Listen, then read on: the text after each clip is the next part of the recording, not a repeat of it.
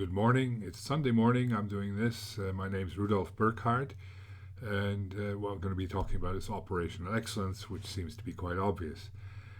On my sixth slide, you will see what I think the first key step is to getting to operational excellence. So think yes if you're under pressure to improve operational excellence. And also think I if you believe that good operational excellence leads to bigger profits. So where do you stand with operational excellence? Maybe you don't have enough capacity to fulfill your demand. Perhaps lead time is longer than your competition's. Your delivery reliability is potentially not quite competitive. Costs could be too high and prices too low for your comfort, which all might lead to customers not buying enough, and therefore your sales and growth pattern will flatten like this curve. So do you recognize any of these? If you do, then you might need what comes later. If you do not recognize these, are you sure you're in the right place? Maybe you could use your time more effectively. So where would you like to be? Picture a 50% shorter lead time.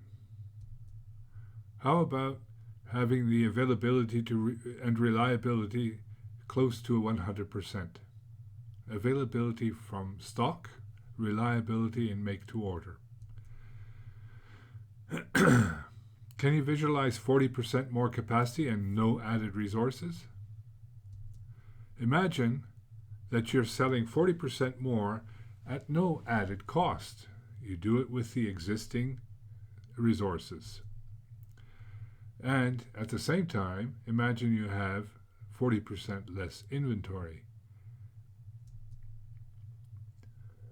Now picture customers that are beating down your door to get more of your product.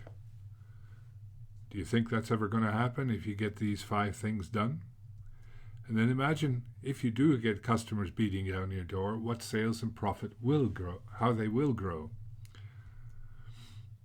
So your first key step to get all of that I think you all want, if you don't have it already, is to cut your lead time.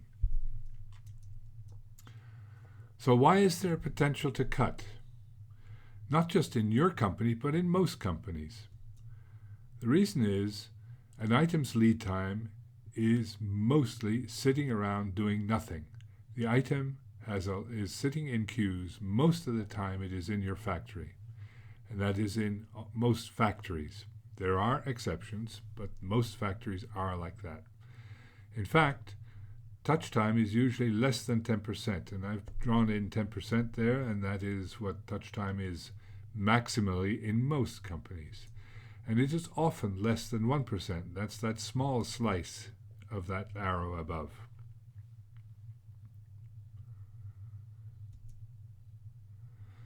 So, since there's so much blue there must be potential to cut. If I cut the lead time by 50%, then I get the blue arrow that's below. And the part that is still there is the touch time, and the touch time becomes 20%, and the other slice, the 1% that was 1%, will become 2%. And your queues will still be 80% of lead time, or 98% if it's the 2% that we're talking about. The part on the left is what you cut. And it looks like this. However, what happens with that stuff that we cut, with that lead time that we cut, and the work in process that is associated with it? Instead of waiting on the factory orders, items wait at order release. So where is the customer's lead time cut?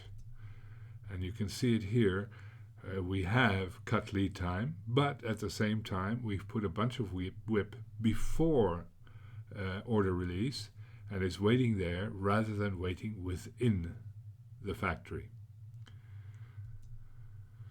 But There will be a lead time cut for the customer simply because confusion and chaos at the constraint machine or resource will be much, much less. So you will get a cut. But on top of that, that is only the start. You need to maximize constraint throughput. Here's an example. In a company that produces paint for the automotive industry, their constraint turned out to be the quality control people because they simply could not test enough machines. The reason it became the constraint was that because 2 of their 4 people were out ill. One had broken his leg in a skiing accident, and the other was unfortunate enough to have a not so nice disease. In any case, their capacity in terms of people was cut in half. So how could we maximize those 2 people's output in terms of quality control? Well, when we looked at what they did, is that the quality control people would walk all the way to the factory, to the tank that they wanted to test, take a sample of paint, go back to the quality control lab because they needed controlled light source, do their test to see whether it's the right color. Usually it is not, certainly not the first time they test. They then work out how much they need to add into the paint in the factory. They go to the factory, weigh out the quantity, put it into the tank, wait for it to stir thoroughly, take another sample, bring it back to the lab and test. And the risk is that that time is still not quite right. So you can see that these quality control people, while they do testing, most of the time they are either walking back and forth from the plant or sitting in the plant waiting for the mixing to have happened. That's not very effective if you are actually the constraint.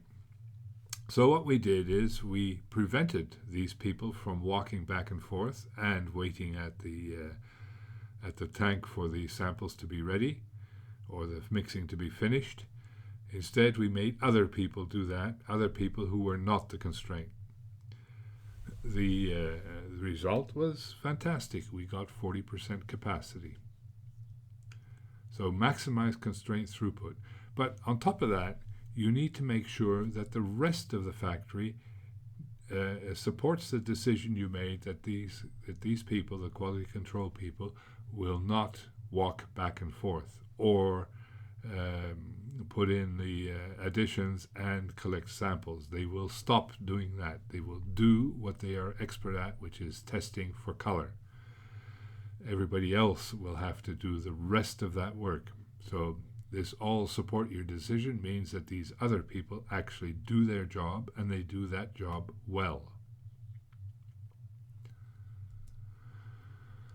So if your lead time is cut by 50%, what happens to reliability? I would say it increases. It gets better simply because you have more time to meet whatever the customer's lead time expectations are. What happens to your capacity? Well, we just saw it increases. And in fact, it can increase a lot depending on how much capacity is wasted through walking back and forth or something else. Can you produce more? Well, that's basically the same question as what happens to capacity. The critical one is, will you be able to sell more? Your customers are used to the performance that you have today, which may or may not be good, but they are used to whatever it is. And now you are going to improve your performance. Your lead time is going to be half as long, and your reliability is going to get better. Will they naturally simply just buy more, or will it take a long time till they actually believe that you can do more and perform better? What do you think?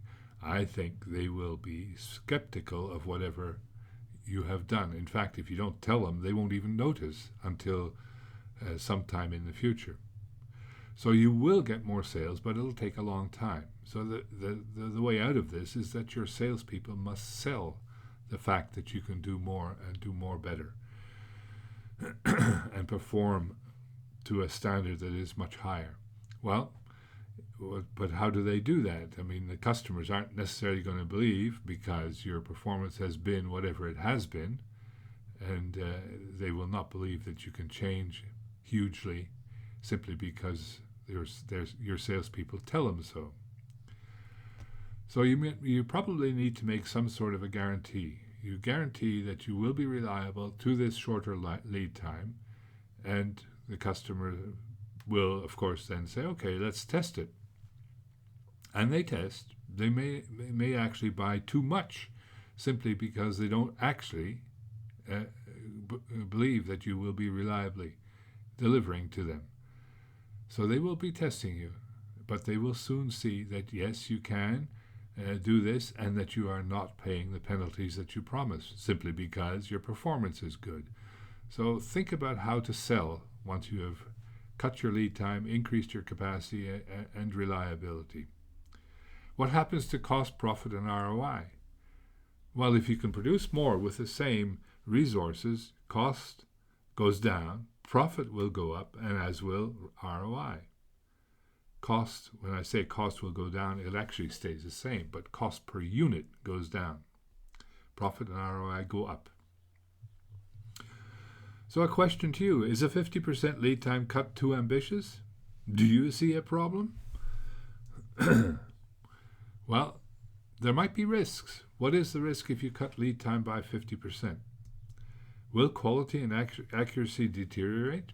I don't think so, simply because you're not changing the process of producing, of transforming your materials and components into a finished product. That is not changing. What is changing is the queue in between. The queues become shorter. Will cost increase? No, we're not adding anything. We're taking away lead time. We're taking away queues. They don't cost in themselves. They don't cost anything anyway. Will your supply chain be disrupted?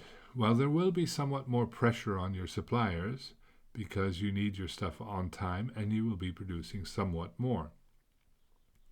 So you need to recognize this and get ready for it. Similarly, for your distribution. Will employees suffer burnout?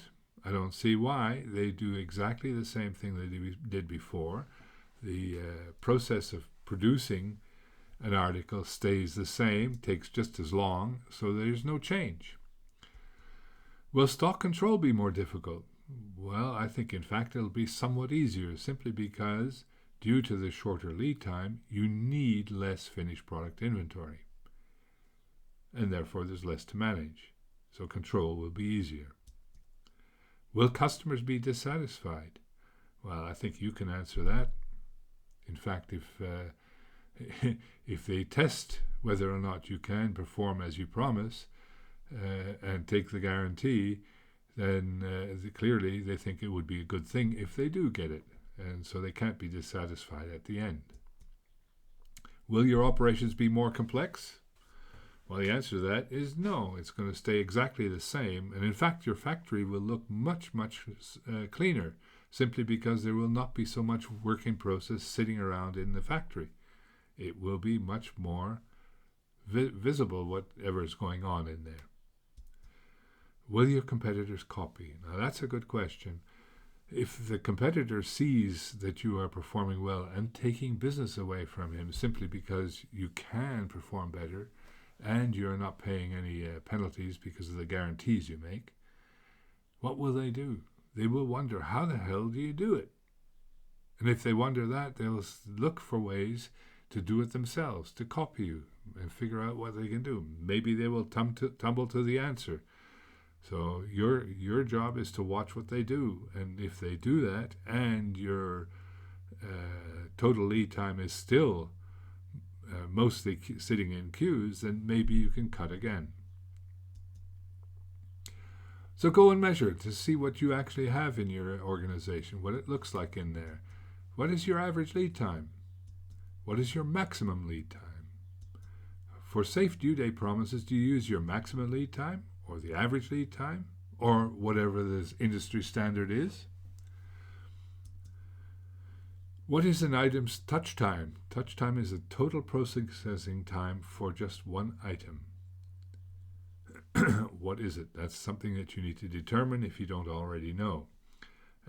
Most of the time, a good guess is good enough because it's going to be somewhere around this 1 to 10%, or maybe even less. And don't forget, sitting in a queue is not touch time. Production lead time is there for that number, and touch time is that number, and you get a ratio, touch time to lead time, and expect it to be less than 0.1 or less than 10%. Touch time is less than 10% of lead time. That's what you should expect. So these 4 guys, you can see, just in case you don't recognize them on your own, there's the names in the same order. What you need to do is, once you have cut your lead time, you need to work on getting more out of your constraint and getting other people to support whatever decision you make with the constraint. And the way to do that, or part of the way to do that, is to focus their ideas, these 4 gentlemen, ideas, concepts, and methods on the constraint to get your big results quickly. So you can get all of these. Look at them again. You can. Would it be nice if you had all of these?